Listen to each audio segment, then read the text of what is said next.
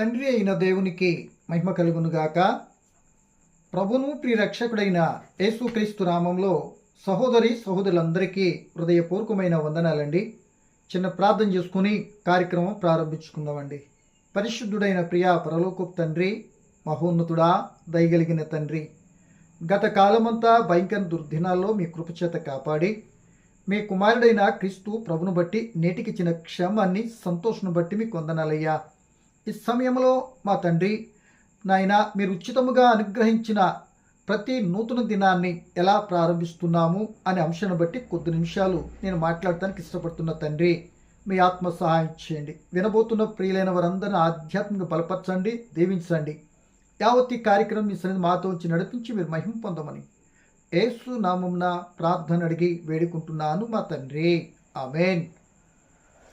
మంచిదండి ప్రియ దేవుని పిల్లలారా, సమయంలో మనకు ప్రత్యేకమైన అంశాన్ని బట్టి కొద్ది నిమిషాలు మనం ధ్యానించుకుంటానికైతే సిద్ధపడదామండి. ఏంటా ప్రత్యేకమైన అంశము అంటే, ప్రియమైన దేవుని పిల్లలారా, దేవుడు మనకి ఉచితంగా అనుగ్రహిస్తున్న ప్రతి నూతన దినాన్ని మనం ఎలా ప్రారంభిస్తున్నాం అనే అంశాన్ని బట్టి కొద్ది నిమిషాలు మనం ఆలోచించడానికి సిద్ధపడదామండి. చూడండి ప్రియ దేవుని పిల్లలారా, మనకి ప్రతిరోజు ఒక నూతన దినమే. పాతది అంటే నిన్నటి కాలం గతించిపోతుంది, మరలా రేపంటే మరొక నూతన రోజే. అంటే ప్రతిరోజు ఒక నూతన దినమే మన జీవితంలో. ఈ నూతన దినములో ప్రియ దేవుని పిల్లలారా, మనము ఎలా ఈ నూతన దినాన్ని మనం ప్రారంభిస్తున్నాము అనేది మనం ఇప్పుడు ఆలోచించడం ప్రయత్నించేద్దాం.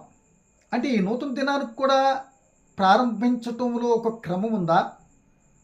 ఆ క్రమానుసారంగా ప్రారంభించుకున్నట్లయితే మనకి ఏమైనా మేలుంటుందా అనే సంగతిని గమనించుకుంటూ మనం మాట్లాడుకుంటూ ప్రయత్నించేద్దామండి.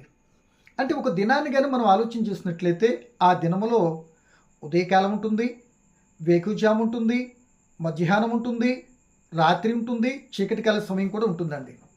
ఇవన్నీ దాటుకుంటూ వేకువజాము నుండి దాటుకుంటూ వెళితేనే ఒక దినాన్ని ముగించుకోగలుగుతాం. కనుక ఈ నూతన దినాన్ని అనుగ్రహించేది ఉచితంగా ఇస్తున్నాడు దేవుడు. ఇది ఎవరి చేతిలోనూ లేదు. కొందరు రాత్రి కాలం ఉన్న సమయంలో ఉన్నటువంటి పిల్లలు రేపటి నూతన దినాన్ని చూస్తారా అంటే నమ్మకం లేదు. ఏమండి, కొందరు ఉదయకాలం ఉన్నటువంటి పిల్లలు మధ్యాహ్నానికి ఉంటారా అంటే నమ్మకం లేదు. ఇప్పుడు ఒకవేళ మధ్యాహ్నం ఉన్నటువంటి వారు రాత్రికాల సమయానికి సాయంకాల సమయానికి ఉంటారా అంటే నమ్మకం లేదు. సో నమ్మకం లేనటువంటి ఈ గడియలు సమయాలలో ప్రియ దేవుని పిల్లలరా, మరి ఇటువంటి భయంకర పరిస్థితులలో సో దిన ప్రారంభం నుండి మనం ఎలా ప్రారంభిస్తే ఇట నమ్మకం లేనటువంటి ఈ సమయాలలో దేవుని కాపుదల మనకు ఉంటుంది అనే సంగతిని మనం చాలా జాగ్రత్తగా గమనించుకొని, అలా గమనించిన తర్వాత విన్న తర్వాత ఇట్టి స్థితి కానీ నాకు లేకపోతే ఇట్టి సమయాలలో నేను ప్రమాదంలో పడిపోతానేమో. సో ఒకవేళ అట్టి స్థితి ఉంటే జాగ్రత్త పడి మెలకుతో ముందుకెళ్ళేటటువంటి ప్రోత్సాహంగా ఉంది అని ముందుకెళ్ళొచ్చు. అలా లేకపోతే తప్పనిసరిగా నూతన దినాన్ని ఆ దేవుడు అనుగ్రహించి ఉచితంగా నూతన దినాన్ని మరి ఎలా ప్రారంభించుకుంటే మరి అది ధన్యకరం అని జీవితానికనే విషయాన్ని కొద్దిగా ఆలోచించడానికైతే మనం మరి చూద్దామండి. చూడండి ప్రియ దేవుని పిల్లలారా, ఎందుకు ఈ నూతన దినాన్ని మరి ఎలా ప్రారంభించాలి మనం అడుగుతున్నామంటే, దైవ గ్రంథాన్ని బట్టి మీరు ఆలోచించేసినట్లయితే మరి ఉదయకాల సమయంలో, మధ్యాహ్నం, రాత్రికాల సమయంలో ఎన్నో ప్రాణాపాయ పరిస్థితులు మన జీవితాల్లో ఉంటాయి అని బైబిల్ స్పష్టంగా సెలవిస్తుందండి. కనుక ఈ సమయాలలో మనం తప్పించబడాలి అంటే ఈ సమయాలు ఉదయకాలం, మధ్యాహ్నం, అలా సాయంకాల సమయం దాటుకుంటూ వెళితేనే రోజు కదా. ఉదయకాలంతో మనం ప్రారంభం అనుకుంటే ఆ ప్రారంభించిన మధ్యాహ్న సమయం వెళుతున్నప్పుడు ఈ కాలాల్లో ఎన్నో ప్రమాదాలు పొంచి ఉన్నాయి అని దేవుడు తన గ్రంథంలో వ్రాయించినటువంటి ఒక మాటను మనం చదివి ఆ ప్రకారం ఆలోచించి ముందుకెళ్ళటానికైతే ప్రయత్నించేదామండి. ఎందుకంటే ఉచితంగా కనుక నూతన దినంలో కూడా ఇదిగో ఇటువంటి ప్రమాదాలు మనకు ఉన్నాయి అన్నట్టుగా బైబిలే మనకు సెలవిస్తుందండి. నేను చెప్పట్లేదండి, చదువుతున్నాను. చూడండి ప్రియ దేవుని పిల్లలారా, 91వ కీర్తన 5వ వచనంలో ఏం రాయబడి ఉన్నదంటే ఈ విధంగా మనకి సెలవిస్తున్నది. ఏమని? 91వ కీర్తన 5వ వచనం అండి. రాత్రివేళ కలుగు భయమునకైనను పగటి వేళ ఎగురు బాణమునకైనను చీకటిలో సంచరించు తెగులకైనను మధ్యాహ్నమందు పాడు చెయ్యి రోగమునకైనను నీవు భయపడకుందువు. ఇక మన కింద చూసుకుంటే 10 నీకు ఏ అపాయము రాదు, ఏ తెగులు నీ గుడారమును సమీపించదు. అంటే ఒక దినములో ఉదయము, రాత్రి, చీకటి, మధ్యాహ్న సమయంలో కూడా ఏమున్నాయంట? ప్రమాదాలు పొంచి ఉన్నవి. మనకు తెలియదు. అంటే దాని అర్థము మనిషి జీవితాన్ని ఎప్పుడు ఫుల్ స్టాప్ పెడతాడో దేవుడు తెలియదు. మనిషి జీవితానికి రోజు జరుగుతున్న సమయంలో ఏ ప్రమాదము, ఏ పరిస్థితి, ఏ సిచ్యువేషన్ వస్తుందో ఎవరికీ తెలియదు. కానీ ఏమి తెలియకపోయినా అన్నీ తెలిసినట్లుగా ఆటోమేటిక్గా మన జీవితంలో ముందు కొనసాగిపోతూనే ఉంటున్నాం. కనుక ఇక్కడ చెప్తున్న మాట అంటే ప్రమాదం ఎక్కడుంటుందంటే రాత్రి వేళ భయం ఉంటుందట. పగటిలో బాణం ఏ సమయాన్న దుష్టుడు ఏ బాణం వేసి కొడతాడో నీకు తెలియదు.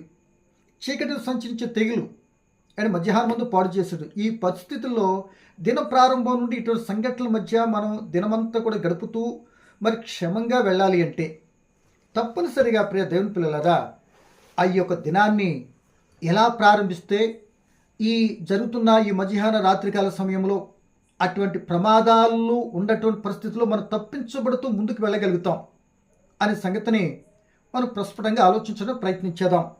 ప్రియ దేవుని పిల్లలారా చూడండి, దావీదు గారు అంటాడు ఒక మాట ఏమంటాడంటే, ఆయన నేను వేకుజామునే పెందలకాడికి చీకటి ఉండగానే ఒక దినము ప్రారంభమవుతున్నది అని అంటే ఆ ప్రారంభపు దినాన్ని నేను వేకుజామునే లేచి వెతికి ఆయన సన్నిధానములో నేను ప్రారంభిస్తాను అన్నట్లుగా దావీదు గారు మనకి జ్ఞాపకం చేస్తున్నాడండి.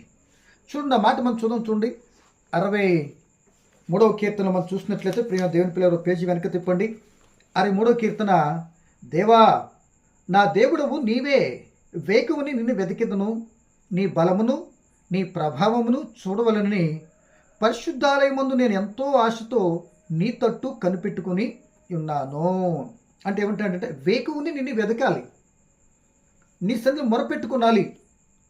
సో అదే ఇంకా 4వ వచనం చదువుకున్నట్లయితే ఇప్పుడు వేకుజాము మనకు కనబడుతుంది కదా, వేకుని పెందలి కడ అంటే ఇంకా చీకటి ఉండగానే వేకుజామునే ఇక నూతన దేవుడు అనుగ్రహించబోతున్న ఒక ఆయుష్కాలం ఉంటే ఉచితంగా దేవుడు అనుగ్రహించబోతున్న నూతన దినాన్ని మనం ఆస్వాదించాలి అంటే ఒకవేళ ఆ నూతన దినంలో దేవుడు మనం ఉంచాడు అంటే ఆ నూతన దినాన్ని ఇదిగో ఈ విధంగా ప్రారంభించుకుంటే మంచిది అని ఇప్పుడు చెప్పబోతున్న మాటలను బట్టి మనం గమనించాలి.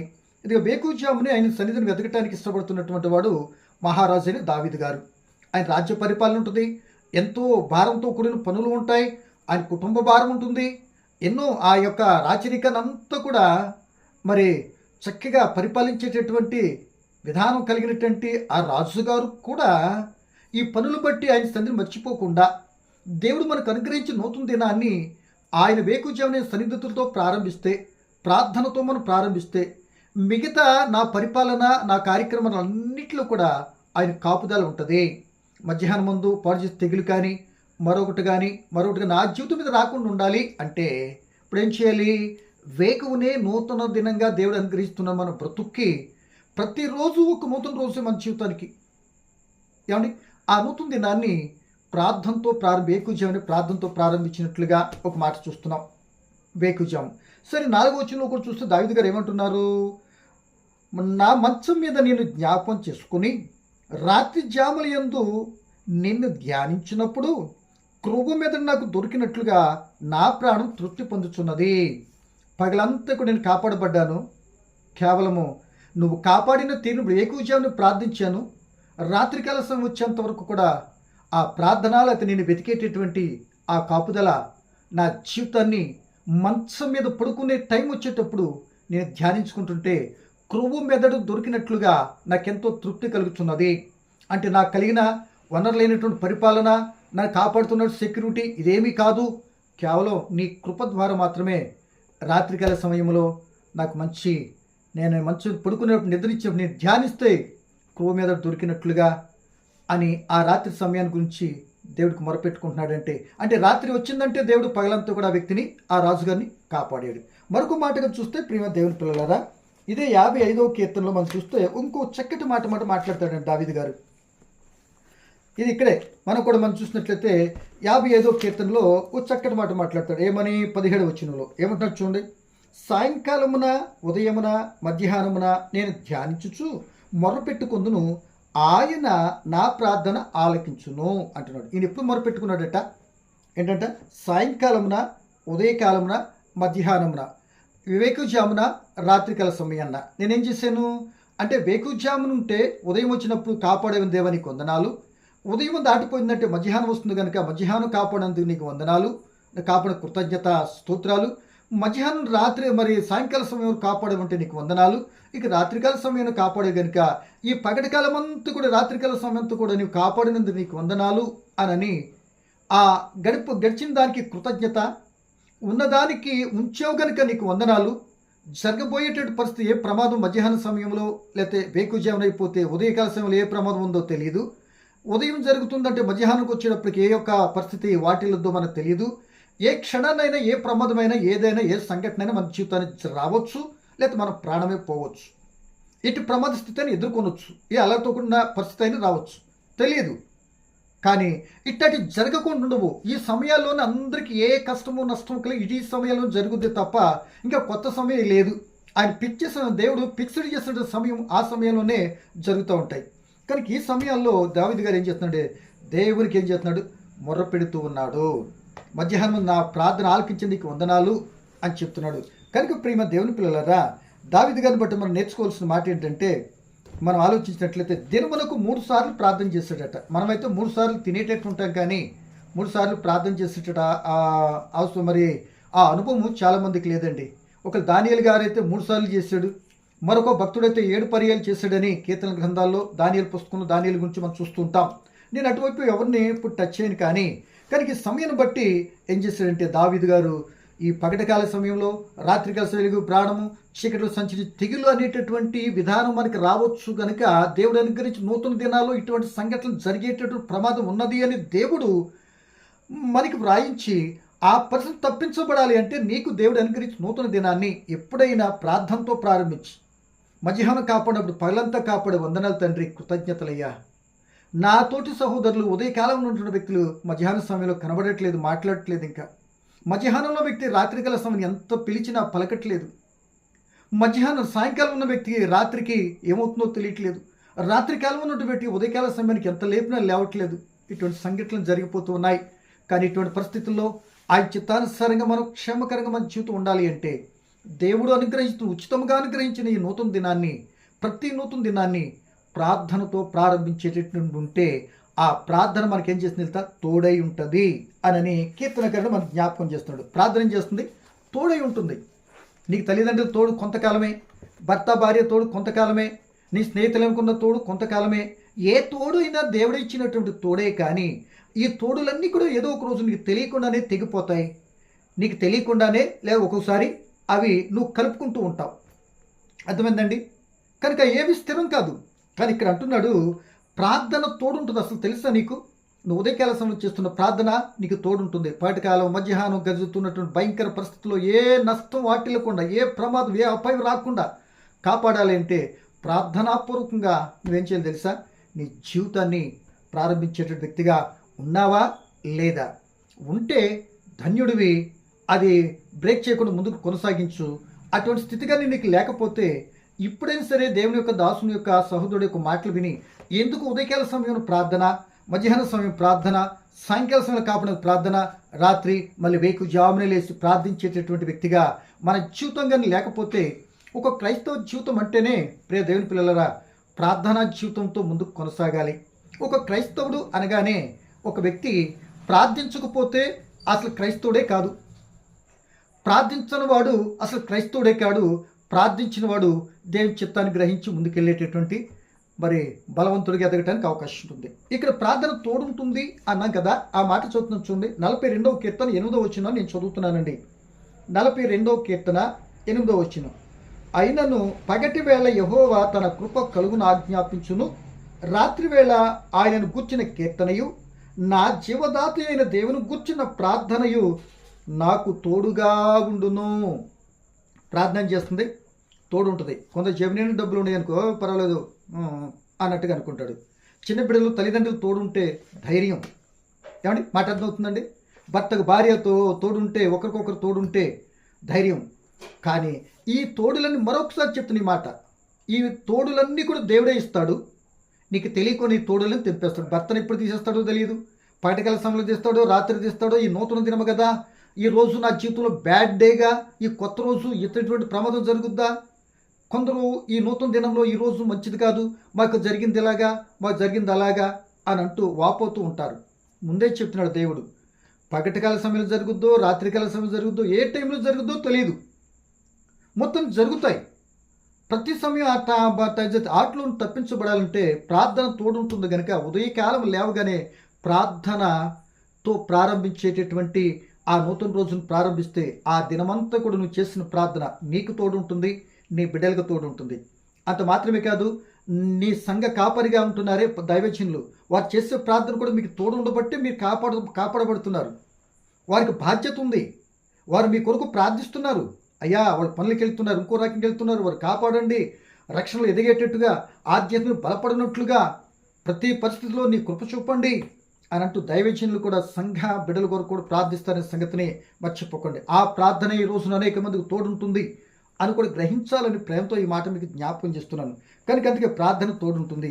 కనుక ఈ దావీదు గారి విధంగా మనకి ఆయన ప్రార్థించుకున్నట్లుగా, కాపాడబడినట్టుగా, యుద్ధాలు, భయంకరమైనటువంటి పరిస్థితులు ఇవన్నిటిలో కూడా దావీదు గారు దినమునకు 3 పర్యాయాలు రాత్రికాల సమయం వేకుజామును కూడా ఏం చేశాడైనా ప్రార్థించాడు. ప్రతి సమయానికి ఆయన ప్రార్థించుకొని తన జీవితంలో గొర్రెలు కాసే స్థితిలో నుండి ఆయన ఆ ప్రార్థన తోడున్నది కనుక, ఆయన తోడుంటే ఎన్ని రకాల ప్రమాదాల పరిస్థితులు వచ్చినా సరే ఏ అపాయము రాకుండా దేవుడు ఏం చేస్తాడు?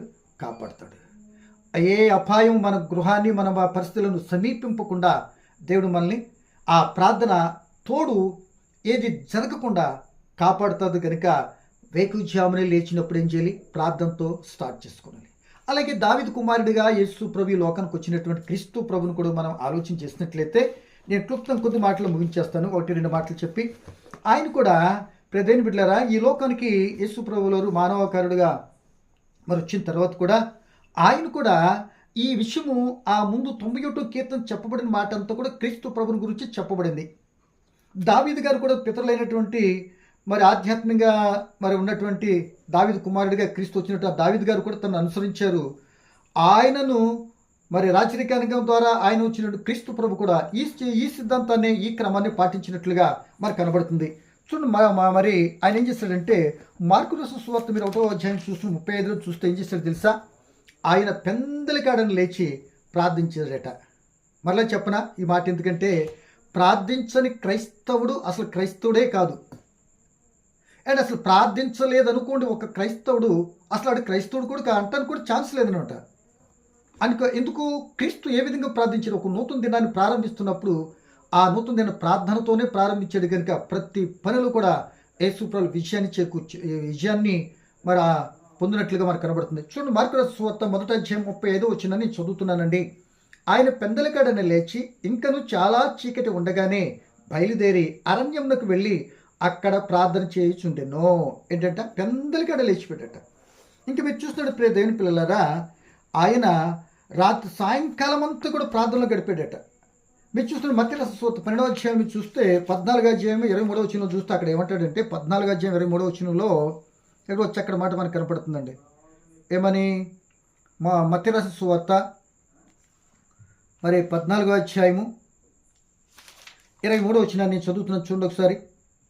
మత్తయి రాసిన సువార్త 14:23 అండి. ఆయన జనసమూహములను పంపివేసి ప్రార్థన చేటికి ఏకాంతంగా ఎక్కిపోయి సాయంకాలమైనప్పుడు ఒంటరిగా ఉండెను. వేకుజాము చేసుకున్నాడు, ఉదయకాలం చేస్తాడైనా. ఉదయకాలంలో సాయంకాలంలో కూడా ఏం చేశాడు? ఏకాంతముగా మరి కొండకెక్కి ప్రార్థన చేసినట్లుగా మనకు కనబడుతుంది. ఉదయకాలం అంతా కూడా మరి నేను పని చేశాను అండ్ ఉదయకాలాన్ని ఆ యొక్క వేకుజాన్ని ప్రార్థన చేసి ఆయన ఏం చేసేవాడంటే ప్రియ దేవుని పిల్లలారా, ఆయన పగలంతా కూడా సువార్త ప్రకటిస్తూ ఉండేవాడు, రాత్రి ప్రార్థన చేసేవాడు. రాత్రి అంతా కూడా గడిపినని మనకి లోకసువార్త 12వ అధ్యాయము 6వ అధ్యాయం 12వ వచనంలో మనకు ఒక మాట, చక్కటి మాట కనపడుతుందండి. లోకసువార్త 6వ అధ్యాయం 12వ వచనంలో ఒక చక్కటి మాట కనపడుతుంది. లోకసువార్త 6వ అధ్యాయం 12వ వచనం, ఆ దినములందు ఆయన ప్రార్థన చేయుటకు కొండకి వెళ్ళి దేవుని ప్రార్థించుట యందు రాత్రి గడిపెను అని ఉంది. అంటే వేకుజామునే ప్రార్థించాడు, సాయంకాల సమయం కూడా ప్రార్థించాడు. ఇక ప్రార్థించిన తర్వాత రాత్రంతా కూడా ఏం చేసింట, ప్రార్థనలో గడిపాడట. రాత్రంతా ప్రార్థన గడితే పగలంతా ఏం చేస్తుంటాడని మనగా గ్రహించాలి. అంటే పగలంతా కూడా ఆయన సువార్త ప్రకటించినట్లుగా లేఖనాలు మన సాక్ష్యం ఇస్తున్నాయి. కనుక ఆ మాట చదువు చూడండి, దేవుని పిల్లల ఆ మాట చదువు చూడండి. మొదటి అధ్యాయము, మార్కు రాసిన సువార్త మొదటి అధ్యాయము మనం చదువు కింద చూసాం కదా. మార్కు సువార్త మొదటి అధ్యాయము 38వ వచనంలో ఈ మాట మనకు కనబడుతుంది. ఆయన ఇతర గ్రామములలోనూ నేను ప్రకటించినట్లు వెళ్ళిదము రండి, ఇంది నిమిత్తమే కదా నేను బయలుదేరి వచ్చితునని వారితో చెప్పాను. వేకువజామున ప్రార్థన చేసిన తర్వాత ఎక్కడ ఉన్నాడు యేసుప్రభు శిష్యులు ఎత్తుకుంటూ వస్తే ఆ శిష్యులతో చెప్తున్న మాట, ఇతర గ్రామంలోనికి మనం ప్రకటించడానికి వెళిదాము రండి, ఇందుకొరకే కదా అని పగలంతా కూడా సువార్త ప్రకటించి ఆ అనేక మంది పిల్లలను ఆయన దగ్గర నడిపించడానికి, వాళ్ళ అవసరతలు కష్టాలు వచ్చినట్టు వాళ్ళందరి యొక్క ఆ పరిస్థితులన్నీ కూడా వారికి చేయవలసినట్టు మేలును చేస్తూ, చేయవలసిన సహాయం చేస్తూ, చేయవలసిన కార్యాలు చేసుకుంటూ, ఆ రక్షణ సువార్తను బోధిస్తూ ఆయన ఏం చేశాడంటే పగలంతా చేసి రాత్రంతా దేవునితో మరి ప్రార్థనలో గడిపినట్లుగా మనకు కనబడుతుంది. ఇంకా చూస్తే మరి ఒంటరిగా ప్రార్థన చేశాడని, ఏంటి ఏకంగితం ప్రార్థన చేశాడని, ఇసుకగా ప్రార్థన చేయండి అని శిష్యులతో కూడా చెప్పినట్లుగా మనకు కనబడుతుంది. కనుక ప్రేమ దేవుని పిల్లలారా, ఇక నేను ముగించడానికి ఇష్టపడుతున్నాను, సమయం అయిపోతుంది. ఈ సమయంలో మనము దేవుడు మనకు ఉచితముగా అనుగ్రహిస్తున్నటువంటి నూతన దినాన్ని, ప్రతి నూతన దినాన్ని, ప్రతిరోజు ఒక నూతన దినం ఎలా ప్రారంభిస్తున్నాం? ఏమండి చూస్తూ భక్తులైన వారు అలా ప్రార్థనతో ప్రారంభించి ఉన్నత దశలోకి లేరు. యేసు ప్రభువుల వారు కూడా ఈ పగటికాల మధ్యాహ్న సమయంలో ఎన్నో ఆటంకాలు కలుగుతాయి కనుక వాటన్నిటి విషయమై ఏం చేశాడైనా ప్రార్థన చేశాడు.